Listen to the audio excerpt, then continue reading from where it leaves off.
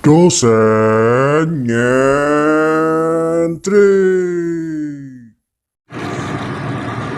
Bismillahirrahmanirrahim. Assalamualaikum warahmatullahi wabarakatuh.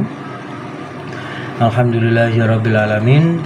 Ini pertemuan kita yang kali ketiga ya pada mata kuliah menulis kreatif. Ya, menulis kreatif, betul ya. Nah, puasa memang cenderung membuat kita stamina-nya lebih menurun gitu ya, karena kita tidak terlatih. Begitupun dengan saya pribadi gitu ya, makanya kadang semakin baik ini mata kuliah apa. Nah, terlepas dari itu, untuk PC kelas ini kemarin itu di terakhir saya sebelum mengakhiri perkuliahan itu kan menyampaikan ya bahwa setelah perkuliahan silakan mengirimkan hasil rembukannya. Jadi memilih proyek akhir itu apa? Puisi kah, cerpen kah, esai kah, atau naskah drama yang mau dijadikan buku ya untuk proyek mata kuliah ini. Jadi semacam itu ya. Tapi sampai akhirnya pertemuan minggu ini PC-nya masih belum menghubungi saya. Mana anaknya, mana? Kolis, ada nggak Kolis? Ya, saya tunggu ya bagaimana keputusannya. Ini terkait dengan luarannya lah, untuk mata kuliah ini apa yang telah dilakukan sampai tidak melaporkan. Ini kalau dalam menulis kreatif ini salah satu hambatan dan tantangan dalam menulis ya. Mengapa? Karena sekali kalian tidak melemparkan topik itu secepatnya, berarti kalian kan mengolor waktu, menunda itu dalam kata-kata bijak itu dikatakan menunda adalah tidak ya. Loh, kok bisa? Iya, tidak. Akhirnya sampai menunda untuk tidak menyampaikan itu kepada saya sampai akhirnya sampai minggu ini kan tidak terlaporkan ya. Itu berlaku pada semua hal, semua teks, semua konteks ya. Jadi semacam itu. Nah, dalam menulis pun itu ada hambatan dan tantangan yang kerap kali dirasakan ya ketika kita proses menulis, berjuang menulis atau kerja menulis kita. Jadi tidak hanya untuk pemula saja, untuk orang yang memang pekerjaannya sudah menjadi penulis ya, ini juga kerap kali merasakan itu masa-masa stagnan, masa-masa tidak bisa produktif menulis ya. Nah, hambatan-hambatan dan tantangan itu tentunya kalau kita sudah memilih di jalan itu, maka kita harus memiliki cara, kita harus memiliki tips yang pas untuk diri kita sehingga bisa menyelesaikan permasalahan itu. Nah, biasanya hambatan dan tantangan orang yang mulai mengawali menulis itu tidak lepas dari 7 hal ini. Setelah saya pilih, saya filter dan 7 hal inilah yang paling banyak dialami ya, paling banyak dikonsultasikan kepada saya ketika saya mengisi materi-materi kepenulisan, saya mengisi materi-materi menulis kreatif baik di sekolah, di kampus maupun di tempat-tempat umum ya, masyarakat umum yang cinta dengan menulis ya. Yang pertama apa? Yang pertama adalah merasa tidak berbakat ya, itu dikemukakan, merasa tidak berbakat. Yang kedua, tidak percaya diri. Yang ketiga, tidak punya waktu. Yang keempat, terbatasnya fasilitas. Yang kelima itu personal image-nya ya. Yang keenam, lifestyle. Dan yang ketujuh, kepekaan ya. Nah, 7 hal inilah yang kerap kali menjadi dalih ya, hambatan dan juga tantangan dalam menulis kreatif ya. Tidak berbakat ya, Ini alasan yang sangat universal gitu ya. Orang tidak mau menulis, tidak berani melakukan mengasah soft skill menulis ya, itu merasa tidak berbakat ya. Bakat itu memang ada di dalam diri manusia ya, tetapi untuk survive di suatu bidang tidak cukup hanya dengan bakat ya. Bakat itu ya memang membuat seseorang itu dalam kerjanya itu lebih cepat ya, tetapi kerja keras itu yang membuat seseorang itu lebih survive. Lah pilihannya Anda mau cepat atau mau survive. Nah kalau mau survive berarti Anda harus bekerja keras walaupun tidak memiliki bakat di bidang itu ya. Jadi semacam itu. Nah Anda berbakat menulis tapi Anda tidak pernah disiplin dalam menulis ya, mana ada tulisan yang Anda buat. Nah sama halnya dengan kerja keras. Anda selalu menjadwalkan rutin menulis ya, setiap hari minimal 1 jam, kemudian membaca sehari minimal 1 jam. Itu dilakukan secara terus menerus ya. Maka di 4000 jam ya, di 4000 jam yang sudah Anda lalui, Anda sudah menjadi seorang yang profesional. Tapi untuk orang yang berbakat gimana? Nah itu perlu direnungkan. Yang kedua, tidak percaya diri. Semua orang punya mental ini ya. Saya juga punya mental tidak percaya diri ya. Tetapi bagaimana caranya agar kita bisa memunculkan rasa percaya diri itu ya? Bagaimana caranya? Nah ini tentu perlu dilatih ya. Perlu diberi pertanyaan yang berlawanan terkait ketidakpedean atau ketidakpercaya dirian itu. Nah, saya yang membuat tidak percaya diri, tulisan saya jelek. Apa benar tulisan saya jelek? Apakah orang suka dengan tulisan saya? Apakah benar tidak ada yang suka dengan tulisan saya? Nah, jadi pertanyaan-pertanyaan semacam itu yang mendorong munculnya rasa percaya diri di dalam tubuhnya teman-teman, karena secara motorik itu kita ditantang gitu ya, secara psikologi kita ditantang ya. Percayalah bahwa sejelek-jeleknya orang itu pasti ada orang yang memandang dia sebagai orang baik ya. Sebaik-baiknya orang pasti ada yang menganggap buruk orang baik tersebut ya. Ingat seperti itu saja. Nah begitu juga ketika kita menulis, setiap tulisan itu memiliki pembacanya sendiri. Jadi teman-teman harus percaya diri, harus pede ya, harus bisa memiliki kepercayaan diri yang baik. Kalau memang belum tumbuh, maka ditumbuhkan secara perlahan ya.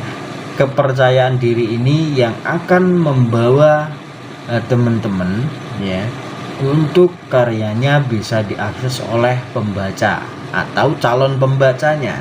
Nah kalau teman-teman ini tidak percaya diri ya, bagaimana calon pembacanya itu bisa mengakses? Satu contoh, ketika teman-teman nggak pede dengan tulisannya dan tidak mau mempublikasikan atau tidak mau memberitahukan kepada orang lain, ya bagaimana tulisan itu menemukan pembacanya? Tentu itu sangat mustahil kan.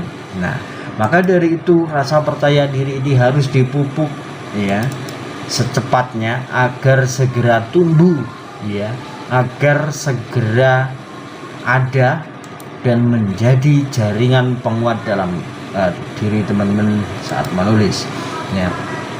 Kemudian yang ketiga, ini alasan yang sangat-sangat klise. Kenapa bisa seperti itu? Saya katakan seperti itu ya, karena alasan ini adalah tidak punya waktu. What? Tidak punya waktu itu bagaimana maksudnya?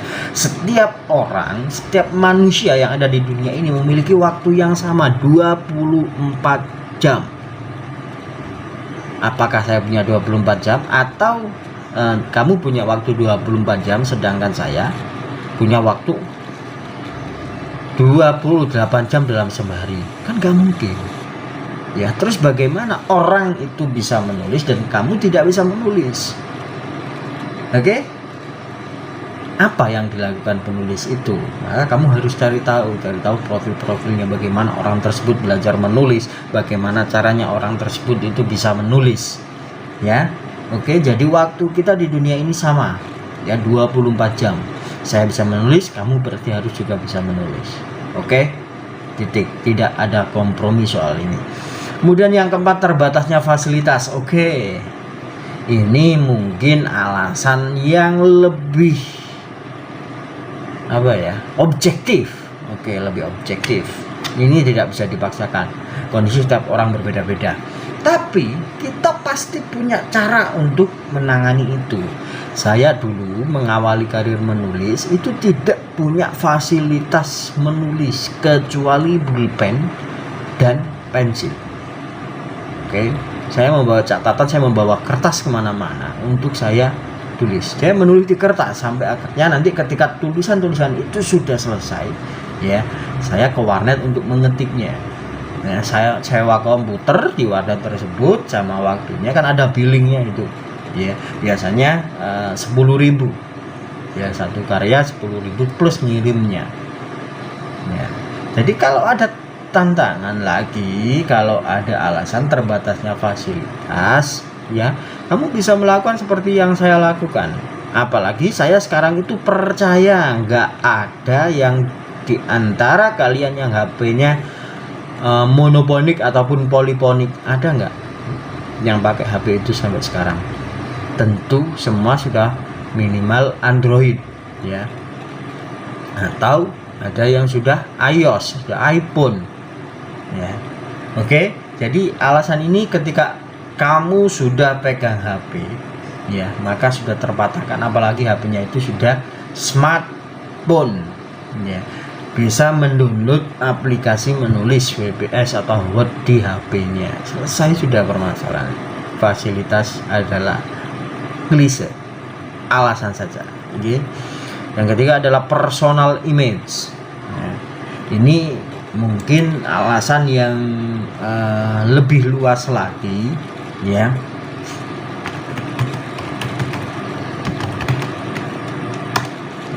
Yang kerap kali digunakan tapi jarang saya menemukan, tetapi di kelas-kelas tertentu, ya, ini kerap kali saya temukan, ya, yang membuat dia kenapa akhirnya tidak menyodorkan tulisan atau tidak menulis lagi, padahal dia menyatakan saya ingin bisa menulis. Jadi personal image atau citra diri, gitu ya, atau pencitraan dirinya itu tidak membuat dia bangga atau survive menjadi seorang penulis, ya.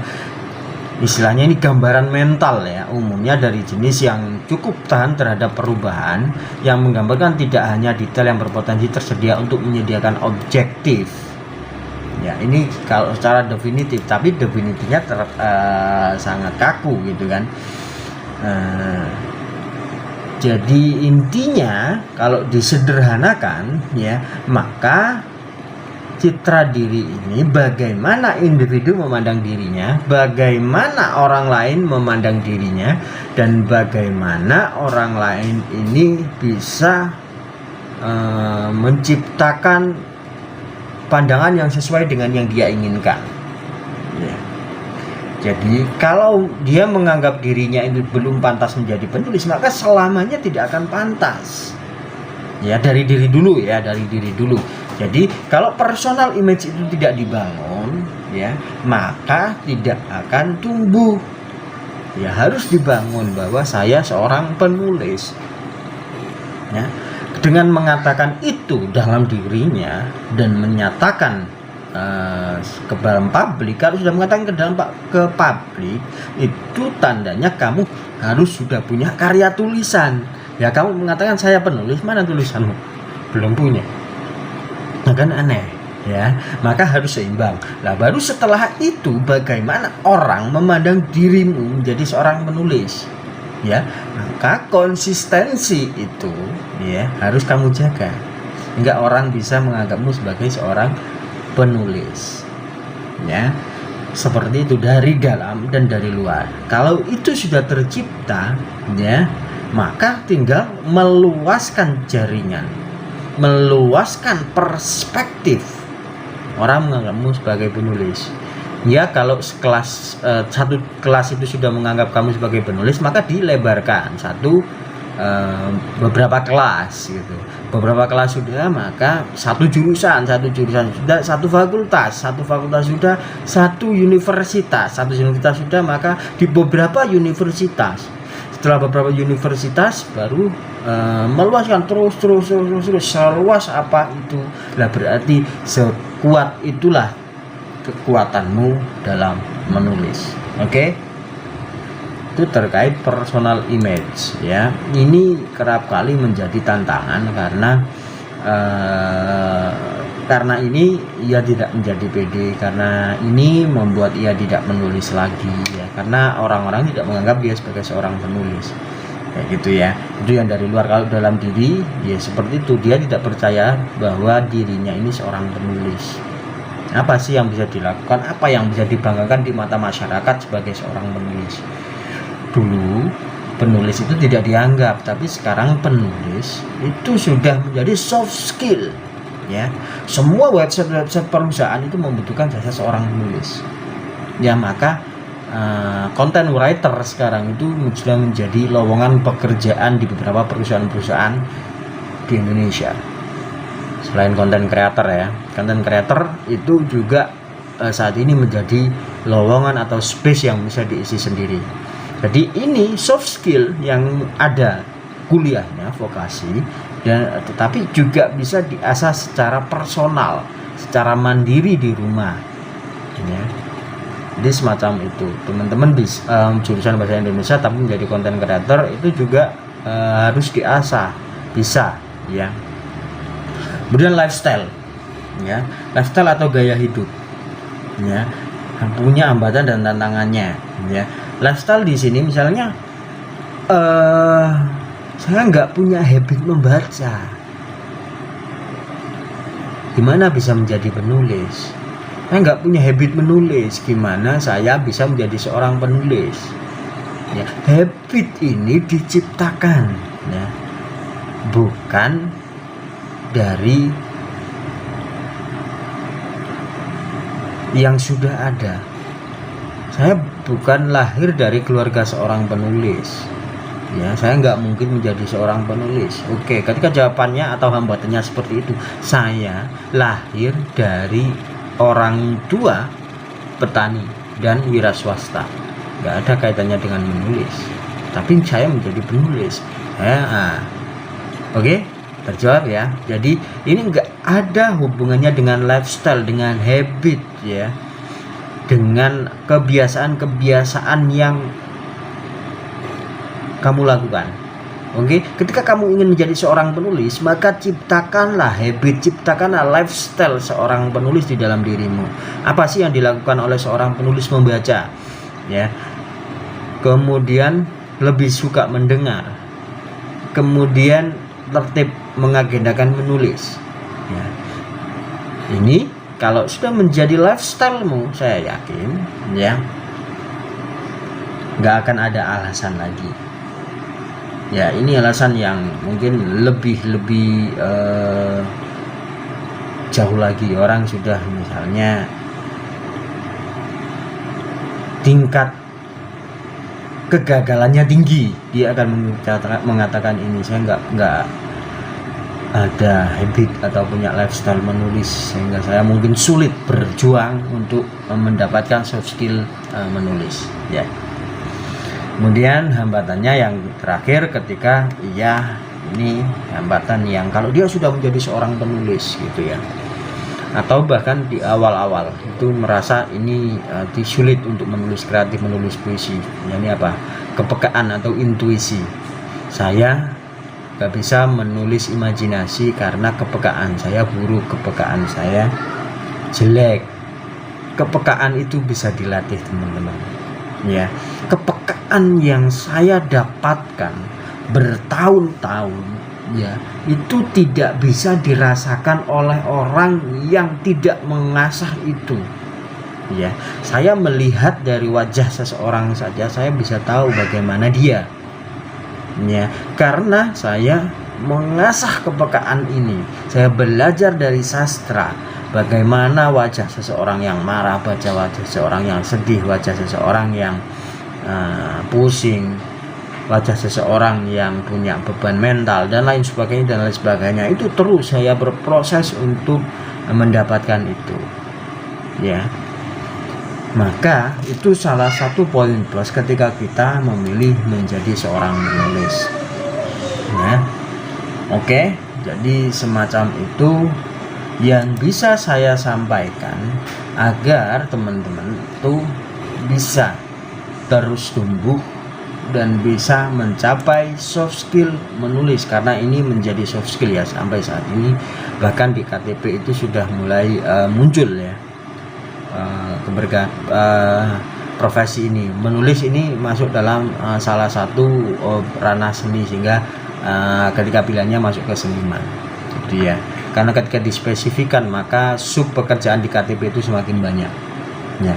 Oke, jadi ketika tidak berbakat maka kamu harus kontemplasi, kamu harus mendoktrin dirimu bahwa bakat itu bisa ditumbuhkan. Nah, kalau nggak percaya diri maka kamu harus menumbuhkan keyakinan itu, terus komunikasi dengan orang-orang yang bisa menumbuhkan kepercayaan dirimu dalam menulis, ya.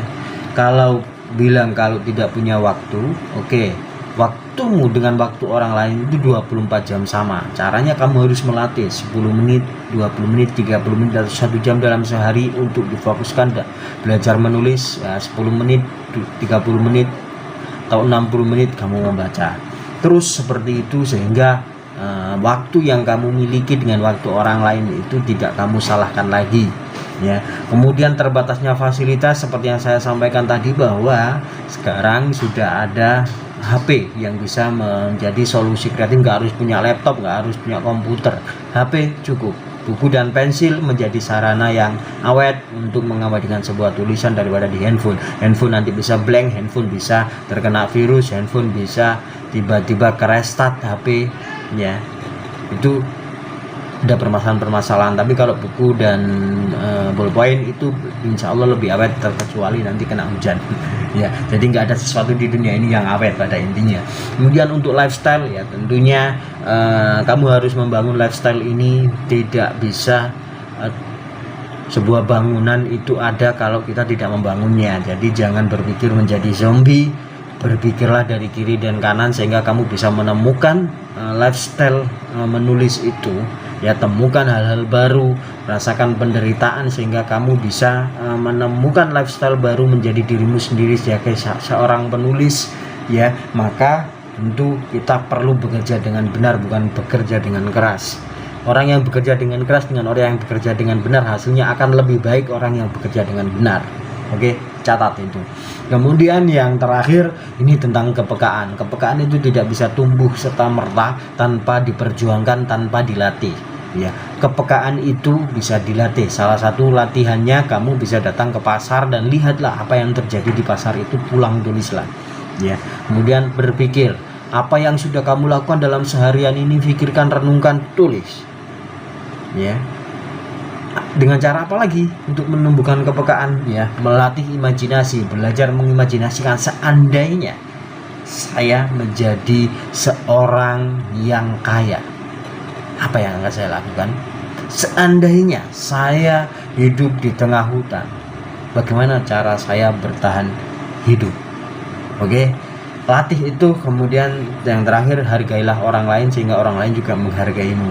Cukup sekian, semoga hambatan dan tantangan menulis itu tidak menjadi berarti sehingga kita bisa meraih soft skill menulis, kita bisa memiliki keterampilan menulis, dan kita bisa menjadi seorang penulis. Cukup sekian dari saya akhiri. Wassalamualaikum warahmatullahi wabarakatuh. Jangan lupa subscribe.